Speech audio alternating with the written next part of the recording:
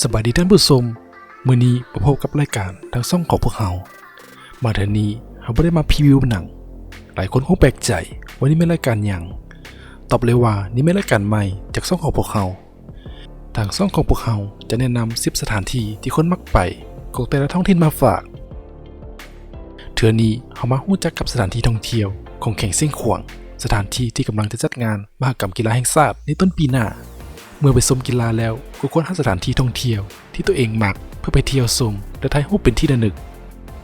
นอกจากหัวหินแล้วหลายคนอาจจะยังบ่ฮู้ว่ามีสถานที่ใดแน่ที่คนไปสิ่งขวางแล้วมักไปเอาละเฮามาชมกันดีกว่าสถานที่ใดจะถึกใจทานเบิ่งก่อนเก็บกระเป๋าเดินทางกันดีกว่า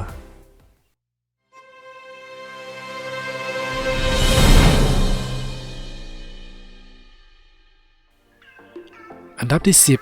จุดชมวิวเมืองคูนปฏิเสธบ่ได้ว่าจะมีไผฮู้สายเดินทางทางรถออกไปทางปากสันก่อนฮอดเมืองคูนประมาณ10 ปลายกิโลเมตรก็จะเห็นป้ายจุดชมวิวเมืองคูนโดยปัจจุบันได้มีบรรดานักท่องเที่ยวที่มาฮอดก็พากันแวะถ่ายรูปเป็นที่ระลึกและสัมผัสอากาศของแข่งเส้นขวางไผไปฮอดนี้แล้วอย่าลืมแวะกันแล้วกัน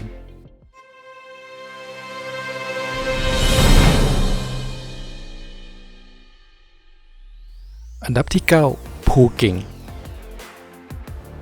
ภูเก็งจัดได้ว่าเป็นสถานที่อยู่นอกสายตาแต่เป็นสถานที่ที่ผูกพันอย่างลึกซึ้งกับแข่งเส้นขวางโดยในประวัติศาสตร์เป็นสถานที่ยุทธศาสตร์ในการสู้รบสมัยก่อนและเป็นบ่อนขึ้นชื่อว่าผลิตไหหินโดยปัจจุบันยังมีนักท่องเที่ยวไปสถานที่ดังกล่าวเพราะว่าเป็นจุดภูที่สูงเหมาะแก่คนมักย่างปีนภูแต่สถานที่ดังกล่าวต้องได้ขี่รถออกไปจากนอกตัวเมืองประมาณ15 กิโลเมตร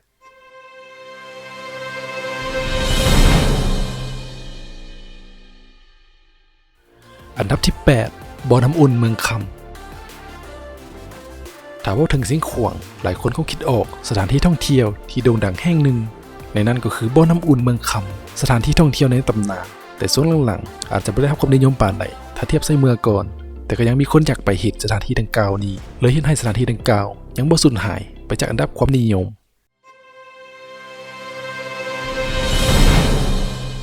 อันดับที่7ตาดล่างและตาดขะตาดล่างตั้งอยู่ทางเดียวกันกับทุ่งหิน3ห่างจากพ้นสวรรค์ประมาณ33 กิโลเหมาะสำหรับคนที่มักการเดินป่าและปิกนิกบุคคลพลาดกับตาดล่างน้ำตกที่สูงประมาณ800 เมตรเหมาะสำหรับไปพักผ่อนและกินอาหารลาวชมธรรมชาติที่นั้นแต่ยามฝนหนทางอาจจะลำบากในการไปจึงเฮ็ดให้มีข้อจำกัดสมควรในการเดินทางส่วนตาดขะ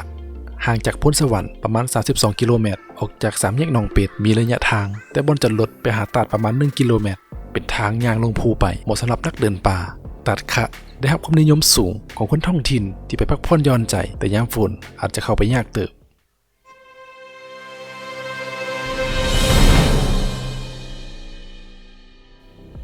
อันดับที่6ตาดคาอีกหนึ่งตาดที่มีความงดงามที่สุดในเสียงขวางห่างจากพ้นสวรรค์ไปทางเมืองหนองแฮดประมาณ99 กิโลเมตรเป็นสถานที่ยอดนิยมแก่การไปปิกนิกท่ามกลางสายน้ำที่ไหลออกมาจากหินปูนคล้ายๆกับตาดกวงซีหรือตาดแส่ของแข็งหลวงพระบางตาดคามีน้ำไหลตลอดปีและบริเวณตาดยังมีธรรมชาติป่าชีวนานาพันธุ์ที่สมบูรณ์เหมาะแก่นักผจญภัยเดินป่าและปิกนิกเป็นอย่างยิ่ง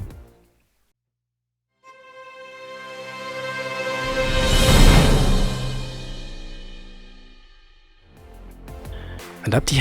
5ภูซางฟังบ่ผิดดอกว่าภูซางจะติดในอันดับท่องเที่ยวเพราะแต่ละมือช่วงเช้าหรือช่วงแลงจะมีคนภายในและต่างถิ่นได้พากันมาย่างออกกำลังกายและถือว่าเป็นจุดชมวิวยอดฮิตของแข่งในตอนนี้เลยก็ว่าได้เพราะว่าสถานที่ก็อำนวยความสะดวกสบายในการไปมาใกล้ๆกับตัวเมืองบางคนอยากได้วิวตัวเมืองพ้นสวรรค์ถ้าบ่มาสถานที่นี้แล้วถือว่าพลาด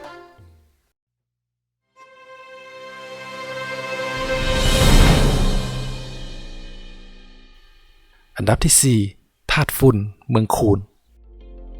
หนึ่งในบรรดาธาตุที่เก่าแก่ที่มีตำนานเล่าขานกันมาดนนานโดยธาตุฝุ่นเป็นธาตุเก่าแก่ที่สันนิษฐานว่าถูกสร้างขึ้นกว่าธาตุน้อยทางในสมัยอาณาจักรเมืองพวนที่รุ่งเรืองในศตวรรษที่16โดยธาตุฝุ่นยังคงเป็นธาตุเดียวที่ลงเหลือจากการขุดล่าสมบัติและสงครามอันยาวนานจนมาถึงปัจจุบันธาตุยังคงตั้งสง่าในเมืองคูนและได้รับความสนใจจากนักท่องเที่ยวทั้งภายในและต่างประเทศหลายสมควร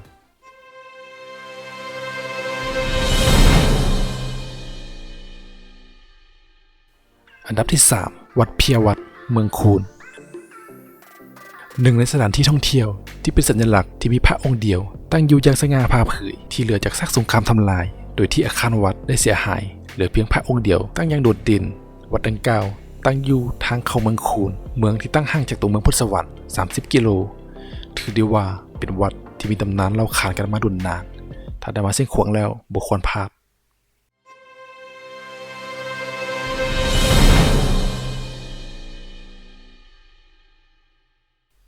อันดับที่ 2 ถ้ำปิว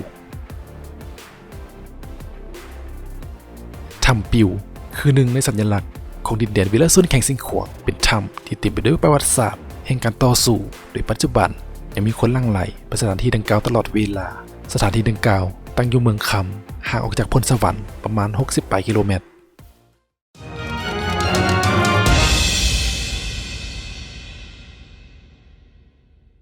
อันดับที่ 1 ไฮฮีนถ้าว่าถึงไฮฮีนหลายคนคงจะคิดออกว่ามันแข่งสิงขวางโลดเพราะไฮฮีนมันคือสัญลักษณ์ของแข่งอย่างแท้จริงถ้ามาสิงขวางแล้วบ่มาไฮฮีนถือว่ามาบ่ฮอดไฮฮีนห่างจากตัวเมืองพลสวรรค์เพียงแต่6 กิโลเมตรและวางบดลมานี่ไฮฮีนถึงห้องรับเข้าเป็นมรดกโลกของลาวแห่งที่ 3อีกด้วยฉะนั้นยังคงเป็นสถานที่เดียวที่มีคนนิยมมาหลายที่สุดของแข่งนอกจากไฮฮีนแล้วและสถานที่ดังกล่าวยังมีหอพิพิธภัณฑ์ระเบิดและข้างๆยังมีวัดไฮฮีนที่ตั้งอยู่จอมผู้โดดเด่นเหมาะแก่การชมวิวเป็นอย่างยิ่ง